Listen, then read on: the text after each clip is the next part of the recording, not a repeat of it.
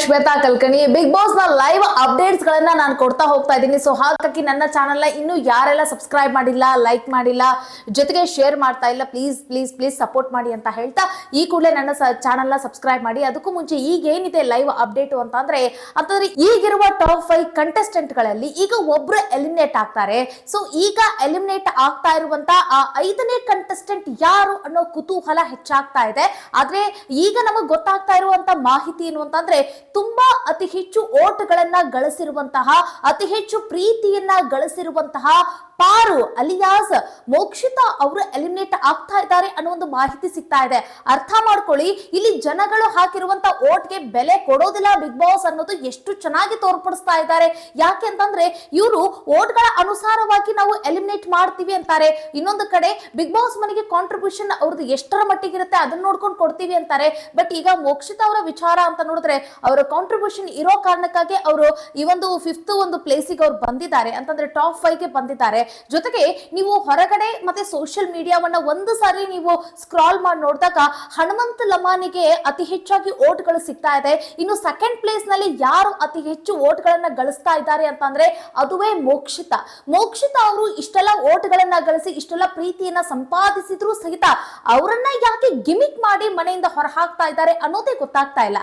ಇದೇ big boss ನ strategy, ಇದೇ ಬಿಗ್ ಬಾಸ್ ನ ಗಿಮಿಕ್ ಅಂತ ಹೇಳಿ ಹಲವು ಸೀಸನ್ ಗಳಿಂದ ಹೇಳ್ಕೊಂಡು ಬಂದ್ರು ಸಹಿತ ಸುಮ್ಮನೆ ಹೇಳ್ತಾರೆ ನೀವು ವೋಟ್ ಮಾಡಿ, ನೀವು ವೋಟ್ ಮಾಡಿ, ನೀವು ನಿಮ್ಮ ಪ್ರೀತಿಯ ಕಂಟೆಸ್ಟೆಂಟ್ ಗಳನ್ನ ಉಳಿಸಿ ಬೆಳೆಸಿ ಅಂತ ಹೇಳ್ತಾರೆ.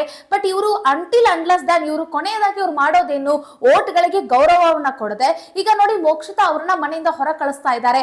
ನೋಡೋಣ ಅಂತಂದ್ರೆ ಒಂದು ಆಫರ್ ಬೇರೆ ಕೊಟ್ಟಿದ್ದಾರೆ ಅಂತಂದ್ರೆ 10 ಲಕ್ಷ 5 ಲಕ್ಷವನ್ನ ತೆಗೆದುಕೊಂಡು ಯಾರೀಗ ಮನೆಯಿಂದ ಹೊರ ಹೋಗ್ತೀರಾ ಅಂತಂದ್ರೆ ಇಷ್ಟಕ್ಕೆ ಯಾರ ಆಟವನ್ನ ಸಾಕು ಮಾಡ್ತೀರಾ ಅನ್ನೋ ಒಂದು ಪ್ರೋಮೋ ಕೂಡ ಅಪ್ಡೇಟ್ ಆಗ್ತಾ ಇದೆ. ಅದು ಗೊತ್ತಾಗ್ತಾ ಇದೆ ನಿಮಗೆ ಪ್ರತಿಯೊಂದು ಬ್ರೇಕ್ ನಲ್ಲಿ. ಸೊ ಅದನ್ನ ರಜತ್ ಅವರು ತೆಗೆದುಕೊಂಡು ಹೋಗ್ತಾರೆ ಅನ್ನೋದರ ರೀತಿಯಲ್ಲಿ ತೋರಿಸ್ತಾ ಇರುವಂತದ್ದು. ರಜತ್ ಅವರು ತೆಗೆದುಕೊಂಡು ಹೋದ್ರ ಅಥವಾ ಮಂಜು ತೆಗೆದುಕೊಂಡು ಆ ಹಣವನ್ನ ಹೊರಗಡೆ ಹೋದ್ರ ಗೊತ್ತಿಲ್ಲ. ಬಟ್ ಅದನ್ನ ನಾವು ಕುತೂಹಲದಿಂದ ಕಾಯ್ತಾ ನೋಡ್ಬೇಕಾಗತ್ತೆ. ಬಟ್ ಎಲಿಮಿನೇಟ್ ಆಗಿದ್ದು ಮಾತ್ರ ಮೋಕ್ಷಿತಾ ಅನ್ನೋದು ಗೊತ್ತಾಗ್ತಾ ಇದೆ. ಇನ್ನು ಉಳಿದಿರುವವರು ಅಂತಂದ್ರೆ ಹನುಮಂತ ತ್ರಿವಿಕ್ರಮ್ ಅಂತಂದ್ರೆ ಈ ಮೂವರಲ್ಲಿ ಒಂದ್ ಸ್ವಲ್ಪ ಗೊಂದಲ ಇದೆ ನೋಡಿ. ಮೋಕ್ಷಿತಾ ಅಂತೂ ಎಲಿಮಿನೇಟ್ ಆಗಿ ಹೊರಗಡೆ ಹೋಗಿದ್ದಾರೆ. ಇನ್ನು ಮಂಜು ರಜತ್ ಅವರು ಆ ದುಡ್ಡಿಗೆ ಅವರು ಬೆಣ್ಣ ಹತ್ತದಂಗೆ ಕಾಣಿಸ್ತಾ ಇದೆ. ನೋಡೋಣ ಏನಾಗುತ್ತೆ ಅಂತ ಹೇಳಿ.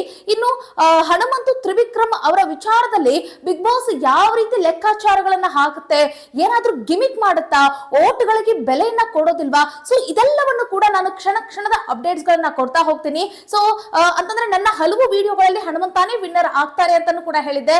ಸೊ ಮುಂದಿನ ವಿಡಿಯೋದಲ್ಲಿ ಹನುಮಂತು ವಿನ್ನರ್ ಆಗ್ತಾರೋ ಇಲ್ವಾ ಅನ್ನೋ ಒಂದು ಖಚಿತ ಮಾಹಿತಿನ ಕೊಡ್ತೀನಿ. ಸೊ ಹೀಗಾಗಿ ನನ್ನ ಒಂದು ಚಾನೆಲ್ ನ ಫಾಲೋ ಮಾಡೋದನ್ನ ಮರಿಬೇಡಿ, ಜೊತೆಗೆ ಸಬ್ಸ್ಕ್ರೈಬ್ ಮಾಡೋದನ್ನ ಮರಿಬೇಡಿ. ಯಾಕಂತಂದ್ರೆ ನಾನು ಹಾಕಿರುವಂತ ಪ್ರತಿಯೊಂದು ವಿಡಿಯೋಗಳು ಫಸ್ಟ್ ನಿಮಗೆ ತಲುಪುತ್ತೆ. ಸೊ ಹೀಗಾಗಿ ಚಾನೆಲ್ ನ ಲೈಕ್ ಮಾಡಿ, ಸಬ್ಸ್ಕ್ರೈಬ್ ಮಾಡಿ, ಜೊತೆಗೆ ಸಪೋರ್ಟ್ ಮಾಡಿ ಅಂತ ಹೇಳ್ತಾ ಮುಂದಿನ ವಿಡಿಯೋದಲ್ಲಿ ಮತ್ತೊಂದು ವಿಡಿಯೋ ಜೊತೆಗೆ ಸಿಗ್ತೀನಿ.